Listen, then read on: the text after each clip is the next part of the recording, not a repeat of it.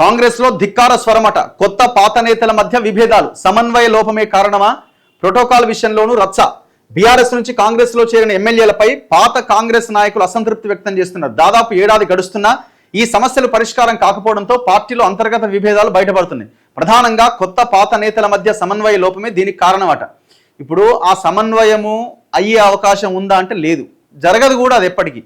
For example Patancheru నియోజకవర్గం తీసుకోండి. కాటా శ్రీనివాసరావుకి మా మైపాల్ రెడ్డికి మధ్య భగ్గుం అంటున్నది. మైపాల్ రెడ్డి కబ్జాకోర్, మొత్తం ఆనాడున్న అక్కడ ప్రజలని ముఖ్యంగా ఎస్సీ ఎస్టీ బీసీలని నాశనం చేసిండు, భూములు కబ్జాలు పెట్టిండు, పోలీస్ ఆఫీసర్లతో నరకం చూయించిండు.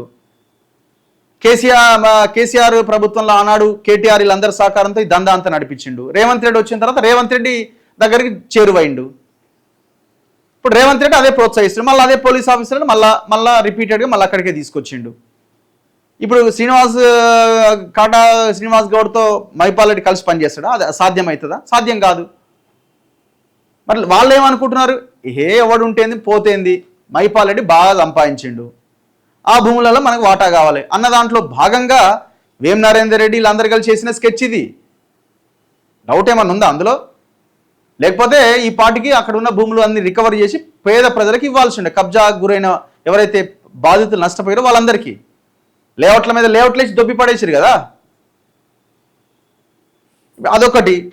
ఈడ గద్వాల్ నియోజకవర్గం ఉంది. కృష్ణమోహన్ రెడ్డి ఈ మధ్య ఆయన తిరుపతయ్య సరితా తిరుపతయ్య మధ్య ఆమె పోటీ చేసింది, ఓడిపోయింది కాంగ్రెస్ నుంచి, ఆమె ఇన్ఛార్జ్ అక్కడ.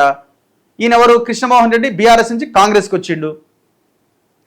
అటున్న లోకల్ ఎంపీ మల్లు రవికి మన గద్వాల్ ఇప్పుడున్న కృష్ణమోహన్ రెడ్డికి మధ్య గొడవ జరిగితే మూతుల ముక్కుల మీద గుద్దుకుంటే రక్తాలు గారే. మల్లు రవి గుద్దితే ఆయనకు రక్తం కానిదట, మళ్ళీ ఆయనను కొట్టిండట. ఇది ఇట్లే ఉంటుంది. ఇప్పుడు తెచ్చుకున్నప్పుడే ఆలోచించాలా, తెచ్చుకున్న తర్వాత అనుభవించాలా, గంతే. మరి ఇది పార్టీకి నష్టం కాదా అంటే అసలు మామూలు నష్టం కాదు. 1000 ఏనుగుల బలం ఎట్లయితే ఉంటుందో 1000 ఏనుగులంత నష్టం జరిగింది ఇక్కడ.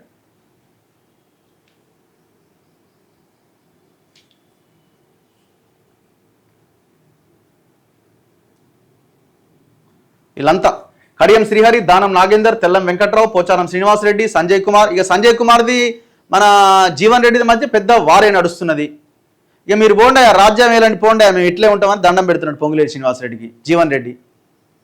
కాళ యాదయ్య, బండ్ల కృష్ణమోహన్ రెడ్డి, ప్రకాష్ గౌడ్, గూడెం మహిపాల్ రెడ్డి, అరికపూడి గాంధీ వీళ్ళంతా బీఆర్ఎస్ బీఫామ్ మీద గెలిచి కాంగ్రెస్లో ఏరారు.